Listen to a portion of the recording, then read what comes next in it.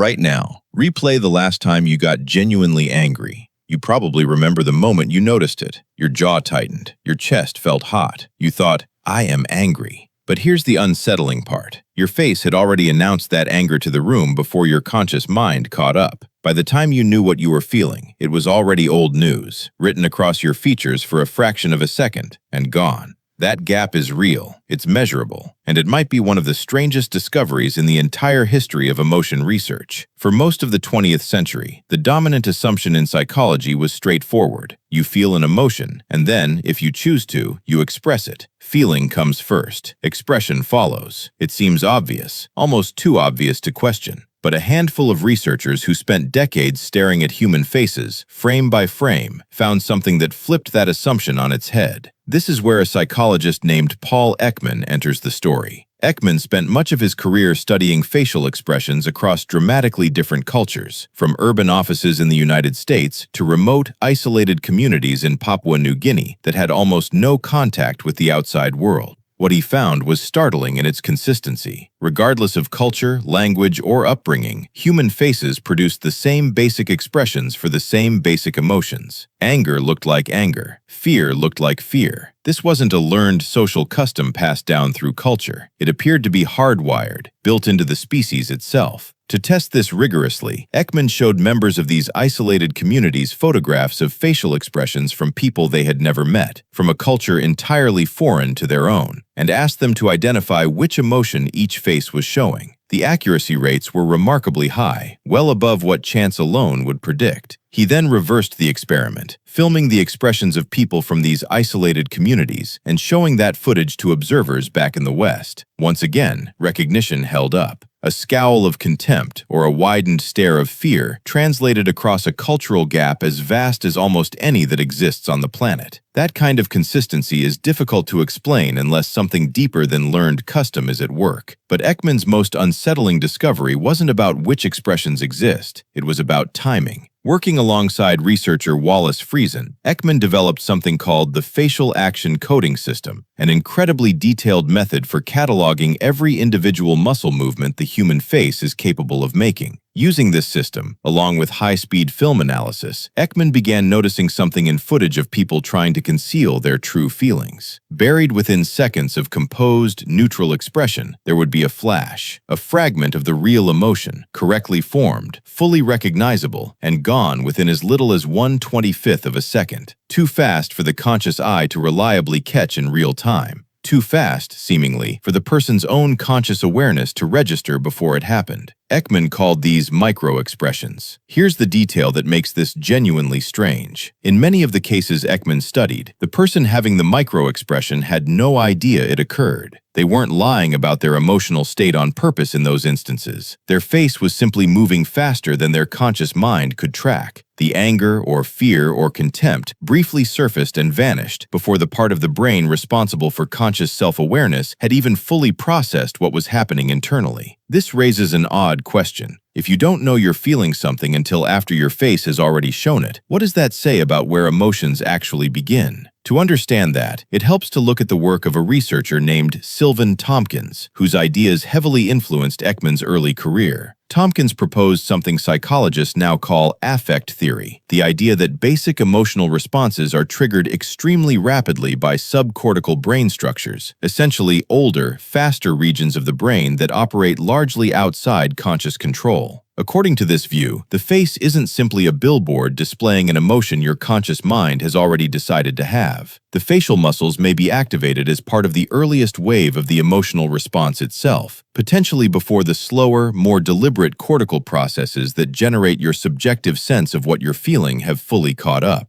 In other words, your face might not be reporting the news. It might be one of the first places the news breaks at all. This lines up with something researchers have observed repeatedly using electromyography, a technique that measures the electrical activity of facial muscles with sensors sensitive enough to detect movement invisible to the naked eye. Studies using this method have found measurable facial muscle activation in response to emotionally charged images within a fraction of a second, activation that occurs before participants can consciously report what they're feeling, and sometimes even before participants report feeling anything distinct at all. This kind of research has also revealed something else worth pausing on. The specific muscles involved matter enormously. A genuine expression of happiness, for instance, tends to involve not just the mouth curling upward, but also the muscles surrounding the eyes contracting slightly, producing the fine creases sometimes called crow's feet. This particular combination is difficult for most people to consciously produce on command. A forced or performed smile very often uses the mouth alone, without the involuntary eye involvement. Researchers studying this distinction, building on categorization work that traces back to the 19th century physician Guillaume Duchenne, found that observers, even untrained ones, could often sense at some level that something about a purely mouth-based smile felt slightly off, even without being able to articulate exactly why. The eyes, it turns out, are considerably harder to fake than the mouth, likely because the muscles involved are more directly tied to that faster, less consciously controlled layer of emotional processing. Think about what that means for something as ordinary as an argument with someone you care about. The tightening around your eyes, the subtle pull downward at the corners of your mouth. These might be flickering into existence before the thought, "I am getting angry," has fully formed in your conscious mind. Your body, in a very real sense, may know before you do. Here's where the story gets even stranger. Because most people cannot consciously suppress microexpressions in the moment they occur, they can be remarkably difficult to fake convincingly. Ekman's research became influential in training programs for law enforcement, security screening, and clinical psychology, all built around the idea that briefly leaking true emotion, even through practiced deception, is extraordinarily hard to prevent entirely. It's worth noting that later research has pushed back on some of the strongest claims about reliably detecting deception this way in real-world, high-stakes situations. Reading a microexpression accurately in the wild, outside a controlled lab setting, turns out to be far harder than early enthusiasm suggested. But the underlying phenomenon itself, involuntary flashes of genuine emotion breaking through composed expressions, remains well documented and widely replicated. So why would evolution build a system this way, one that seemingly announces your internal state before you're even fully aware of it yourself? One compelling explanation points back to the social nature of early human life. For most of human history, living in tight, interdependent groups meant that reading other people's emotional states quickly, sometimes instantly, could matter enormously for survival and social cohesion. A face that could broadcast danger, threat, or discomfort in a fraction of a second, faster than conscious deliberation could manage, may have offered a real advantage, both for the person expressing it and for everyone around them capable of reacting to that signal immediately. Speed, in this context, may have mattered more than control. Now here's the modern mirror, the part that connects this ancient, split-second biological process back to your everyday life. You are almost certainly leaking your true feelings right now, in ways you have no conscious access to. During tense conversations, difficult meetings, first dates, or moments of quiet disagreement you're trying to keep pleasant, your face may already be announcing emotions your conscious mind hasn't fully processed yet. The people around you, whether or not they consciously notice, may be picking up on cues faster than either of you realizes. This reframes something important about emotional self-awareness.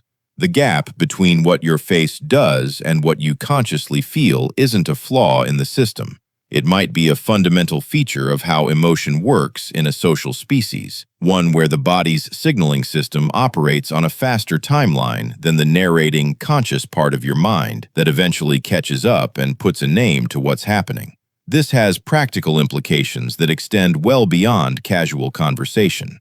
Therapists trained in emotional awareness sometimes describe helping clients notice these microsignals in themselves, not to suppress them, but to catch them earlier, using the physical sensation as an early warning system rather than waiting for the slower, conscious labeling process to fully form. Someone learning to manage anger, for instance, might be taught to notice the tightening jaw or narrowing eyes as the very first data point, a signal arriving well before the more familiar feeling of being angry, one that offers a slightly larger window to choose a response rather than simply react. Consider how often you've said the words, "I'm fine," only to have someone close to you respond with some version of, "You don't look fine." That instinct they're relying on isn't mystical. It's picking up on exactly this phenomenon, a flash of true feeling your face revealed before your conscious mind had even settled on how to describe what you were experiencing.